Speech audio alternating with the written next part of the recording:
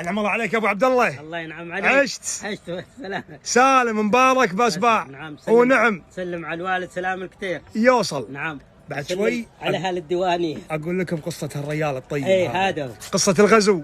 والذهب 70 كيلو. نعم 70 كيلو. يا ويلي شيء بطل شبت، لكن بقولها. تسمح لي اقول القصه؟ اقول. عشت. نستاذن يا ابو عبد الله. السلام عليكم. شوفوا هالزين هذا، الله يحفظه ويطول بعمره.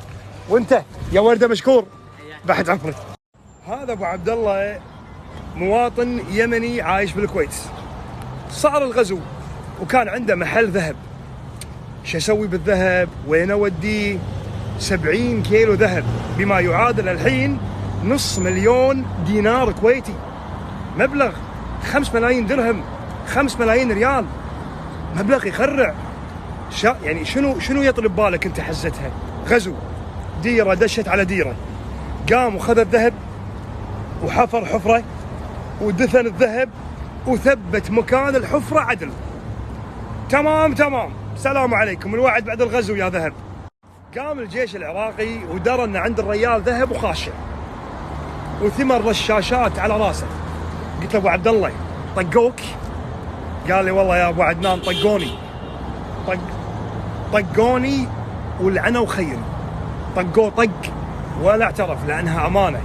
وقال لي اسامي اصحاب الذهب 4 عوائل، وعوائل معروفه بالكويت، لكن للخصوصيه ما ابي اقول، انا ما عندنا استئذان منهم. المهم طلع ما انا قايل لكم وين الذهب، واللي بتسوونه سووه. موت تعال العمر موت. لقى طريقه وطلع برا الكويت. صار التحرير الحمد لله والف مبروك. الحين الرجال يبي يرجع يدور الذهب اللي دافنه. رد الكويت بالتحرير والكويت متحرره الحمد لله، لكن ما زال الوضع مو امان، خطير. العراقيين حزتها زرعوا الغام بكل ديره. فبلغ انه يا جماعه انا عندي ذهب 70 كيلو ذهب، وطلعوا معاه حراسه وحفر، والحمد لله والشكر لقى الذهب وعطاه حق اصحابه بالوفا والتمام. سالته قلت له يا ابو عبد الله بيني وبينك ياك شيء من هالذهب؟ قال والله يا بحيري ولا شيء، ولا ابي شيء، ولا يومك حتى اقامه للحين ادفع.